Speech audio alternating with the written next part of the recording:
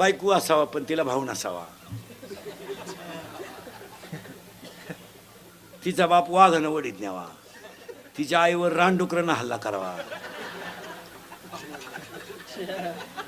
आणि इस्टेट आपल्याला मिळावा. आपलं नुसतं एवढा दान काय, जावाई एकटा असावा, त्याला भाऊ नसावा, ठकीच्या कमराला कपाटाच्या चाव्या यावा. ठकीला कपाट दिसत आहे का सुईचं, तिला कपाट उघडायला लावलं, ती फ्रीज मध्ये बोटं घालीत बसली, तिला समजत आहे का काही. पण येड पोरग म्हणतो मला देखणी बायको पाहिजे, उगाच भंगरी, वन साईड भांग, बागलात गोचिड्या, अंडरपॅन्टला ओवा, वन साईड भांग पाडी तर बागलात गोचिड्या. त्याला त्याला बायको कशी पाहिजे, स्मार्ट पीस पाहिजे. अरे गोचिड्याचा वास येतो त्या अंगाचा, तुला स्मार्ट पीस देऊन काय त्याचं वाटोळ करतो. प्रत्येकाला सुखाची अपेक्षा आहे. तुम्हाला मला सुख मिळवायचं आहे, इथं आपण होतो. मांजरीचं पिलू सुखी आहे कारण त्या सुखाची चिंता करणारा तो आहे. कुत्रीचं पिलू सुखी आहे, त्याचं कारण काय, याचं उत्तर आहे त्यांच्याकडे मी नाही म्हणून ते सुखी आहेत, आणि आपल्याकडे मी आहे म्हणून दुःखी आहेत.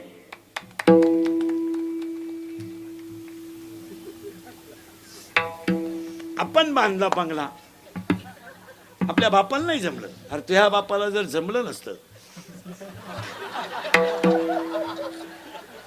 तू पागल बिगल. ज्यांनी ज्यांनी हायवेला जमिनी विकल्या आणि ज्यांनी घेऊन हॉटेल टाकले, त्या जमिनीचे मालक त्या हॉटेलमध्ये वेटर आहेत.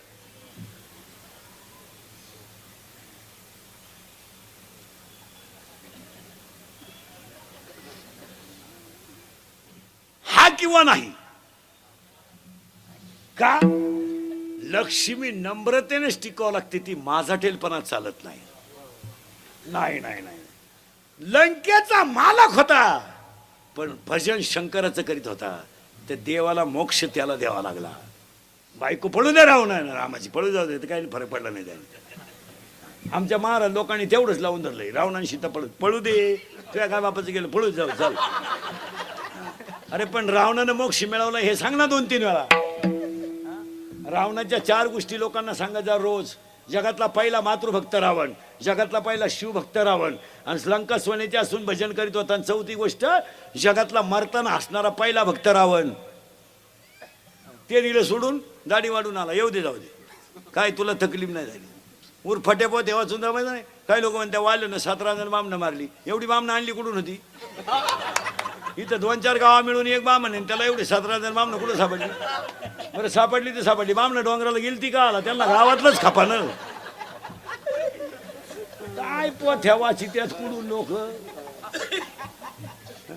अरे वाल्यानं 17 जण मारली नाही. टाळकरी मंडळी, वाल्यासारखा जगातला भाग्यवान माणूस नव्हता, त्याला नारद स्वतः भेटायला गेलता.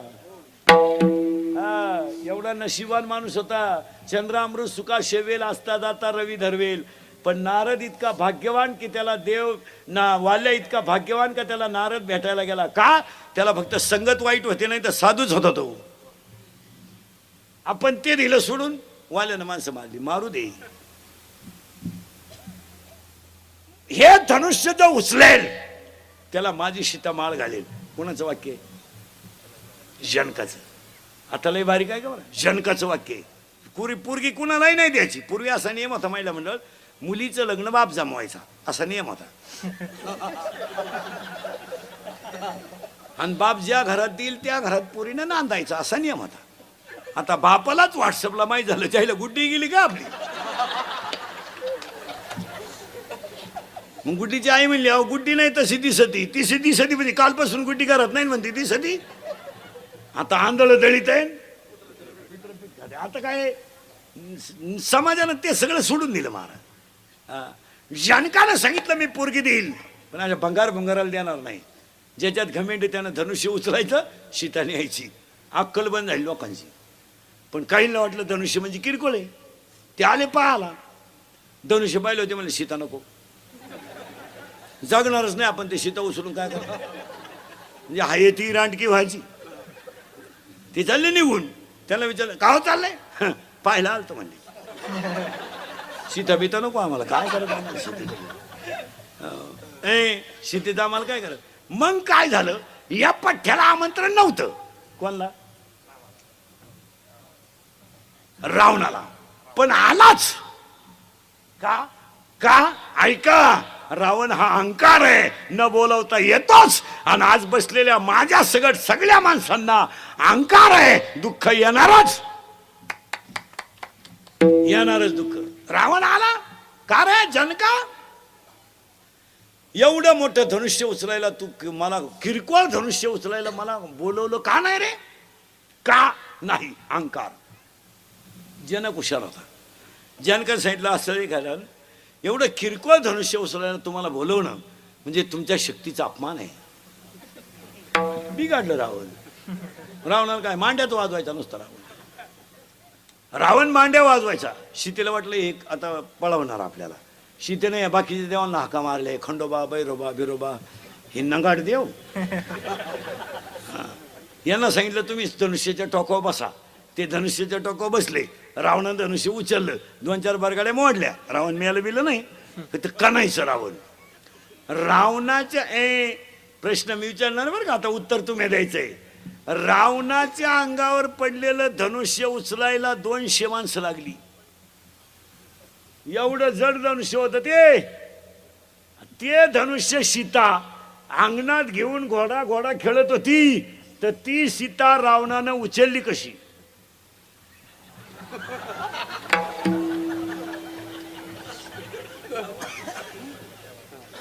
आपलं कीर्तन म्हणजे डिस्कवरी चॅनल. शोधत लावायचा महाराज त्याला, उगाच नाही. रावणाच्या अंगावर पडलेलं धनुष्य उचलायला 200 माणसं लागली. आणि आमची कीर्तनकार मंडळी म्हणती दाढी वाढून आला आणि सीतेला कवळी मारली. माहिती म्हणून तुम्हाला सांगून ठेवतो, सीता ही माया आहे आणि रावण हा अहंकार आहे. अहंकाराबरोबर माया जाणारच आणि दोन्हीमुळे दुःख येणारच. तुम्हाला मला काय आलंय? अहंकार. काय आली? माया. आणि संपलो आपण. अजून तर काहीच नाही. महिला मंडळ, हे राजाराम भाऊंचा आदर्श घ्या. एवढा मोठा फेस्टिवल त्यांनी मांडला ना. 3 गोष्टी करा. पटलं तर हा म्हणा. आणि हे इंदुरीकडचं कीर्तन आहे. आपल्या कीर्तनाला पटलं तर हा म्हणायचं, नाही पटलं तर नाही म्हणायचं. आपल्याकडं नाही लय उत्तर आहे, हा लय उत्तर आहे.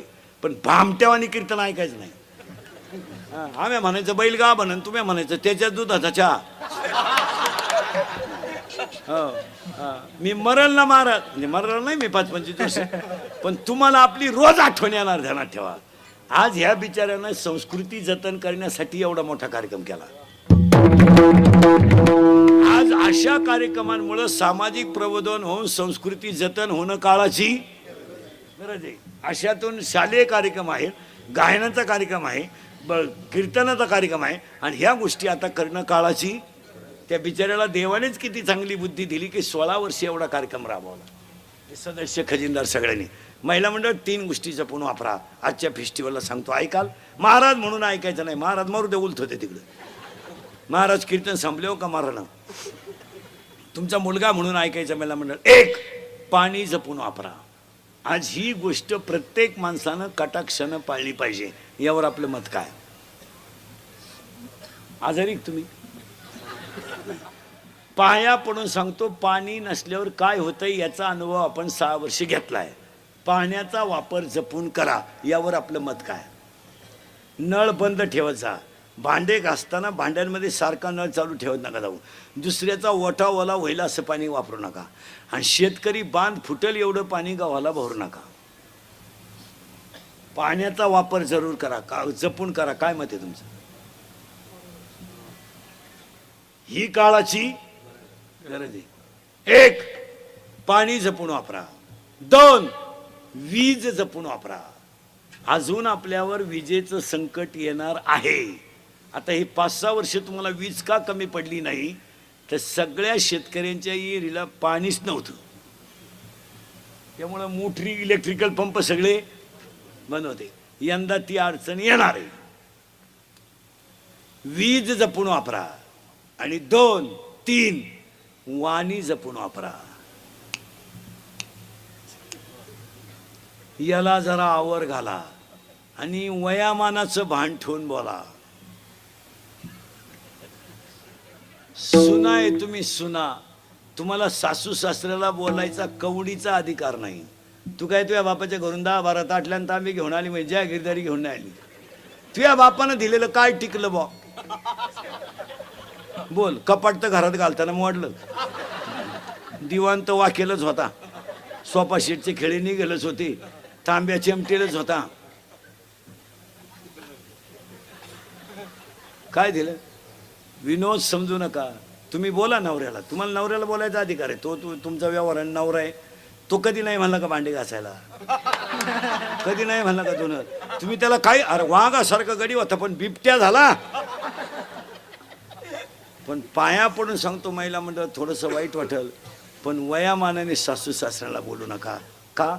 शेतकरी वर्ग गरिबी सहन करू शकतो, शेतकरी वर्ग उपाशी राहणं सहन करू शकतो. मुलाकोण आणि सुनबाईकोण झालेला अपमान तो सहन करू शकत नाही. आणि तुम्हाला तो अपमान करण्याची गरज सुद्धा नाही. तुमचा काय सबंध येतो? काय तुला सासऱ्याचा बोलायचा अधिकार आहे? तुझा नवरा आहे, तो त्याच्याशी बोलायचं काय असेल ती.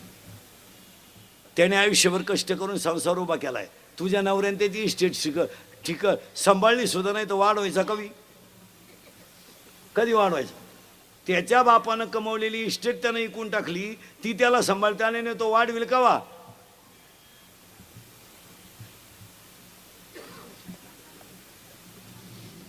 त्याच्या बापाची इस्टेट त्यानं इकली, स्कॉर्पिओ घेतली, आणि तू म्हणती माझ्या नवऱ्याने प्रगती केली.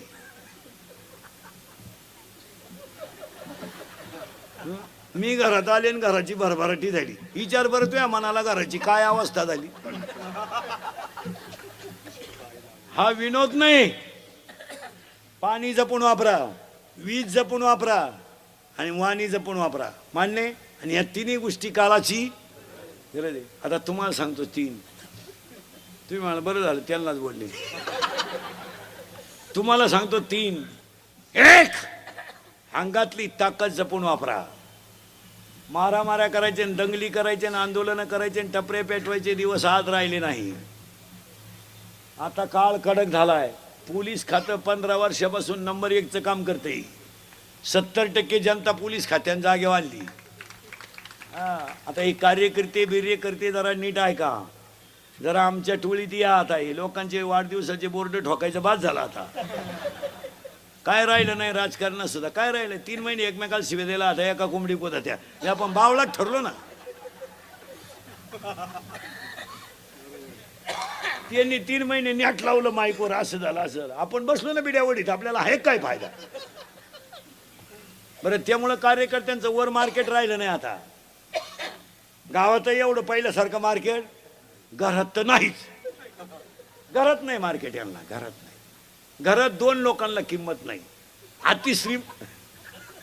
अति श्रीमंत जी माणसं आहेत ना त्यांना घरात चहा नाही. ही कोट्याधीश लोक आहेत ना, ही सकाळी चहाला हॉटेलला दुसऱ्याचा चहा प्यायला हॉटेल पुढे उभे असतात बामठेवानी. पहा तुम्ही, लई भिकार.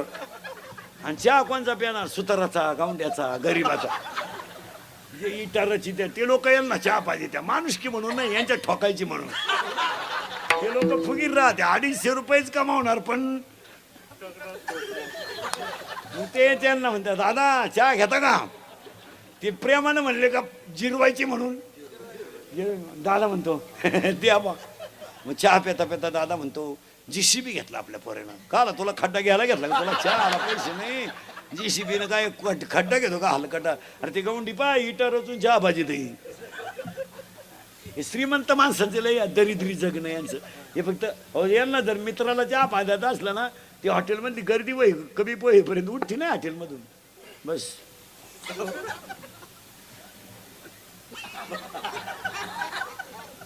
तुम्हाला 10:30 वाजले आणि पार सगळे निघून गेलं का मग हॉटेलला लावून.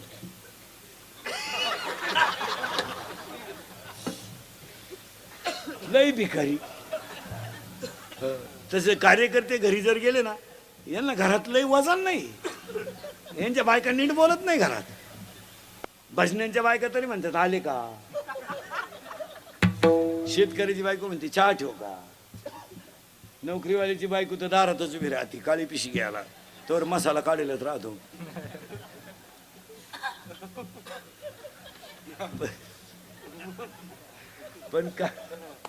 पण कार्यकर्त्यांच्या बायका तशा नाही. पप्या त्याला विचार खायचंय का बाहेरून खाऊन आलाय पाय आणि त्याच्या तोंडाचा वास घे, मुदबीत प्यालाय का पाय आणि त्याला म्हणा अंगणात झोप. आणि तो सकाळी म्हणतो गावात काही भरीव कामं केली पाहिजे.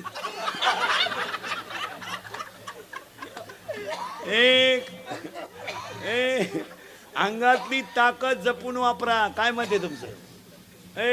आणि पाया पडून सांगतो बसणाऱ्या माणसांना 2-4 गोष्टी सांगणार आहे. पण हे मुद्दे ह्या फेस्टिवलला काळाची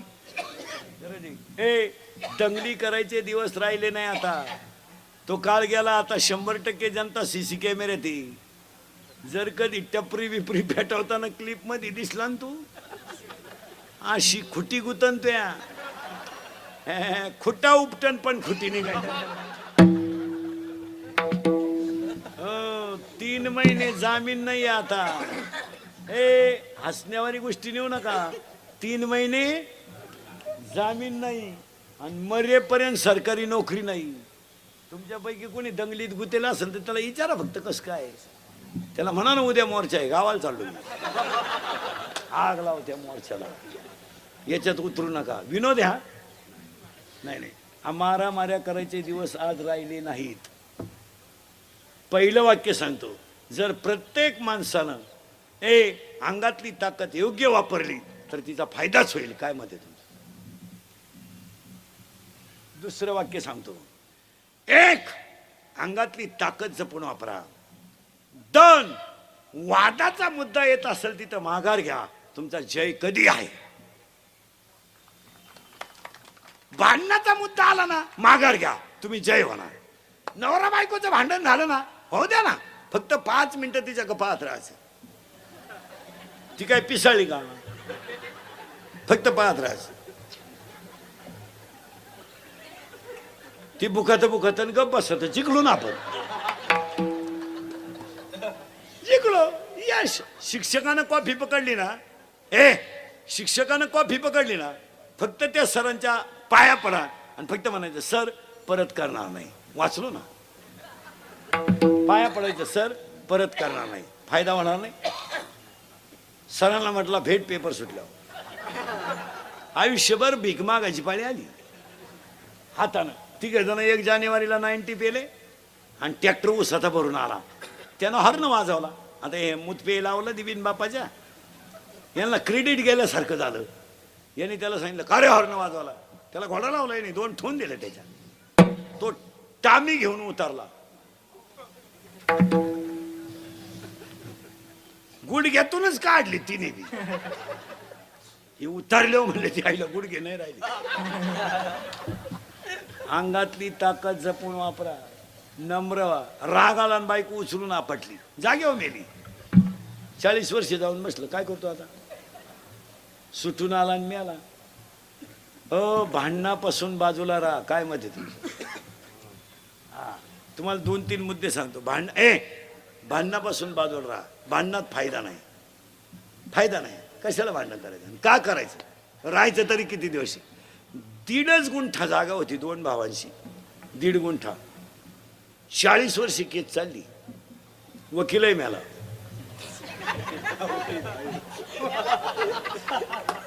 इथं वकिली म्हणजे हे नाही. वकीलही मेला. वकील तर मिळाला, पण दोघांना शुगर झाल्या. प्रॉफिट झाला का काही? मिटून घ्या, फायदा आहे. आता काही लोक म्हणतील का मिटवायची? तू तू तू आम्हाला नको शिकू. तू पाय. वादाला फळ आहे अजिबात नाही. 3री गोष्ट सांगतो, अंगातली ताकद जपून वापरा. पहिलं वाक्य, भांडणातून माघार घ्या, जय मिळेल. आणि 3रं वाक्य, खिशातला पैसा जपून वापरा, कुठेही वालू नका. लक्ष्मी चंचले. काय मत आहे तुमचं? कशातही पैसे घालते लोक. कशातही पैसे घालू नका. 70,000ची पोराला पल्सर आहे फिरायला, 10चा त्याला मोबाईल आहे, 2-2.5 हजाराचा त्या अवलादीच्या पायात बूट आहे. रुपये इन्कम नाही. वरून बापानं 100 द्यायची पेट्रोलला, या दरिद्रीनं 100 द्यायची. ही तर लय खोडीची. हिनं उलट्या पोराला म्हणायचं अजून 100 राहू दे, त्याचं ऐकू नको. त्याचं तो पहिल्यापासून तसाच आहे. त्याला मी 9वी पासून पाहते.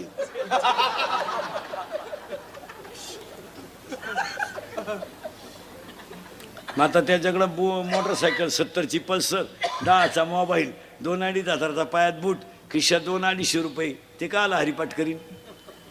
ते माझाठलं. मग त्यांनी आता वाढदिवस साजरी करायची पद्धत आणली. घरी नाही करते, त्याला बाप नाही ना. आणि एकमेकाच्या तोंडात घालायचा हॅपी बर्थडे टू यू. लहान आले पोरं खरंय का खोटंय? जोरात बोला, खरंय का खोटंय?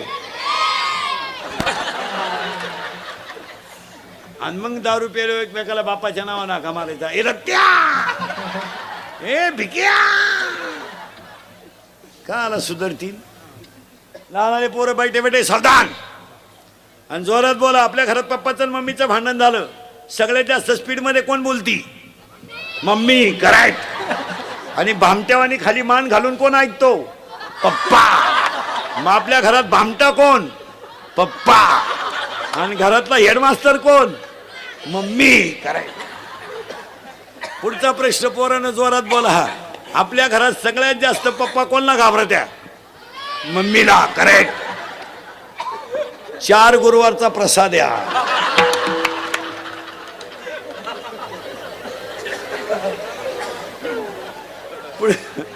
पुढचा प्रश्न पोरानं एकदम जोरात. घाबरायचं नाही, जोरात बोला. या वर्षाचा गाजलेला सलमान खानचा सगळ्यात भारी सिनेमा दबंग 3. करेक्ट. मोठाले पोरं नका बोलू. ए जा पटकन. लहान पोरं, या 2 वर्षात गाजलेला सगळ्यात भारी मराठी सिनेमा सैराट. करेक्ट. सैराट मधलं सगळ्यात फोकसचं गाणं या 2-4 महिन्यात गाजलेलं सगळ्यात भारी गाणं बाई सुनू तुझं माझ्यावर, मला आमदार झाल्यासारखा.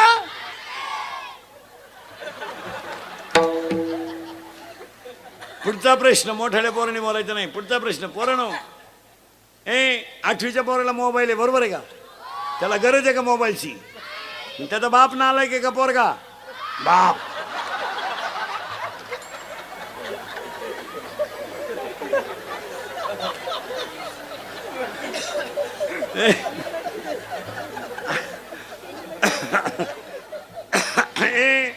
अडीच तास आपली मुलगी मोबाईलवर बोलते, मग आई मूर्ख आहे का पोरगी?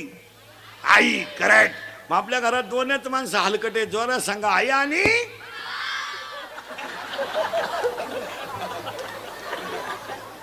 आई. एक ताकद जपून वापरा. 2 भांडणापासून दूर राहा. आणि 3 हा खरा फेस्टिवल आहे. मी सांगतो हा, याच्यासाठी तर त्या बिचाऱ्या राजाराम भाऊची धडपड आहे. आणि 3 खिशातला पैसा जपून वापरा. कशातही पैसे घालू नका. आता सगळ्या लोकांनी 2020ला फेस्टिवलला संकल्प करा. लग्नांमधले सत्काराचे फेटे बंद करा आणि गरिबाच्या 2 10वीच्या मुलींची फी भरा.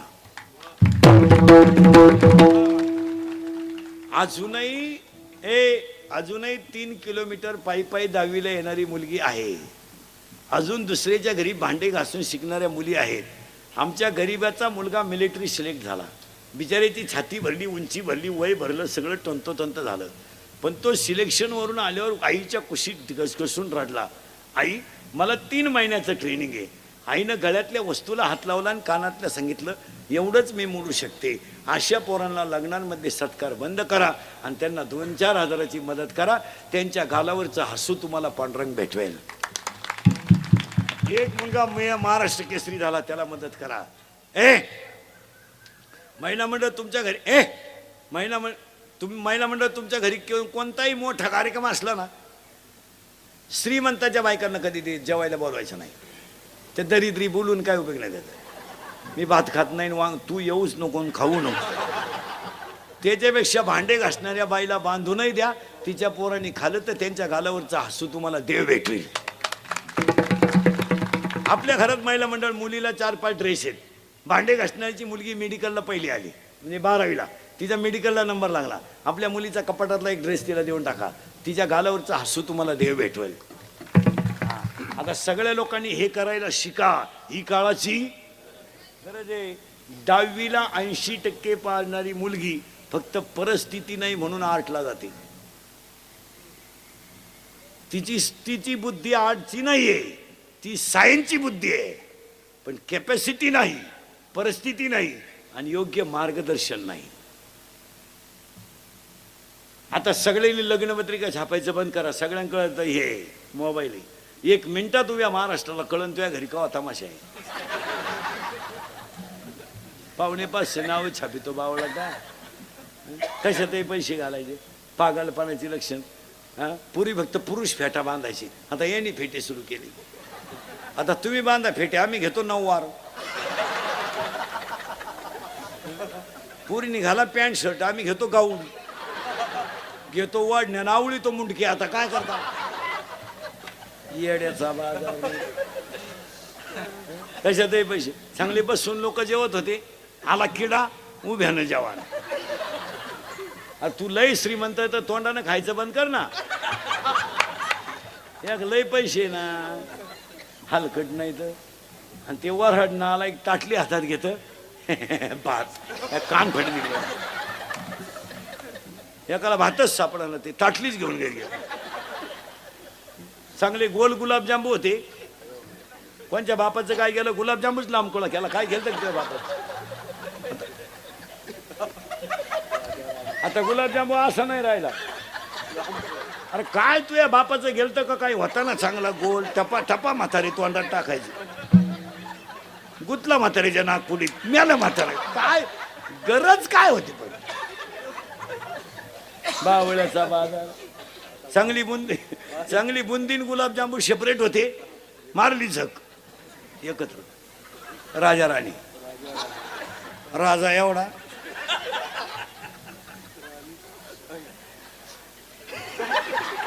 एवढी राणी.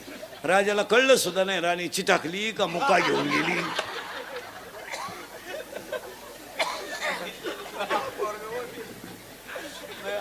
थोडा दम घे, थोडा दम घे. तर त्याची पार कॅपॅसिटी संपली. थांब सर, ये मोकळा बस, थोडा मोकळा बस. दम खोंडला त्याचा. ते मोकळा होय, मोकळा होय. हा, त्याला हसून हसून तो डोळे त्याचे काही झाले. मोकळा बस. काय का मी आहे ना, मिठाला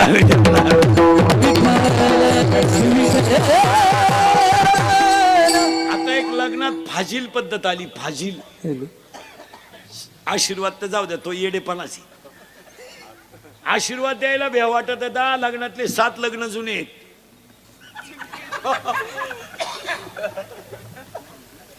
आता एक नवीन पद्धत आली. मंगळाष्टकाच्या टायमाला नवरा नवरी मधून येणार. गेट केलं आता, गेट. तो नवरदेव भाड्या भाड्याच्या गाडीत आला. 35 रुपयाचा चष्मा घेतो लिंबा खालचा, तो आता 100ला झालाय. त्याच्या मागं खांब्यासाठी लटकेल 2-4 सांड. त्या नवरी मागं 2-4 मेकअप केलेल्या पोरी. इतकी मेकअप. लग्न कलवरी, नवरीचं ब्युटी पार्लरला कलवरी जाते. आणि ब्युटी पार्लरला गेल्यावर 4 गोष्टी करावं लागतं पोरीनं. पहिलं फेसिंग करावं लागतं, नंतर मिक्सिंग करावं लागतं, नंतर सिरेमिक्स करावं लागतं, आणि नंतर हेअर सेटिंग करावं लागतं. अशा 4 पायऱ्या आहेत त्या. तो 21 दिवसाचा कोर्स आहे. फेसिंग म्हणजे खड्डे भरणे, डांबर वतणे, पुळ्या बिळ्या काढून टाकणे. मिक्सिंग म्हणजे याला सॉफ्ट करणे. आणि सिरेमिक्स म्हणजे इथल्या फटीत चमकी भरणे. आणि हेअर सेटिंग मध्ये असं असतं, पूर्ण केस मोकळे करायचे, ते धुवून बिवून घ्यायचे, केस स्वच्छ करायचे, आणि मग त्याची सेटिंग करायची. 3 टप्प्यात सेटिंग असतं. इथं पहिला सेटिंग असेल तर एक फुगा करायचा. हा भाग इकडे खाली दाबायचा, म्हणजे इकडं लसणाचा वाफा, इकडं कांद्याचा वाफा, मधी डोंगळा, याला म्हणायचं पॉप.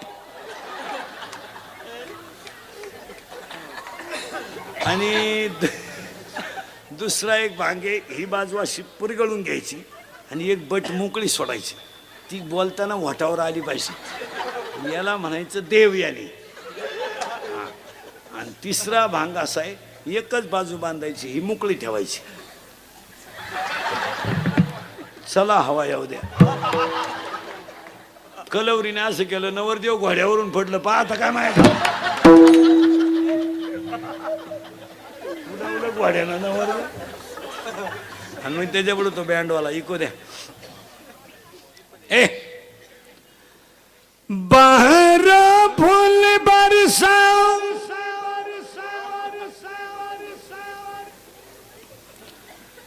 मेरा महबूब आया. बरोबर आहे का? मेरा महबूब आया. लॉन्स मध्ये एकदम शांतता, प्रेत पेटवायचे आता. बाहर फूल बरसाओ, मेरा महबूब आया.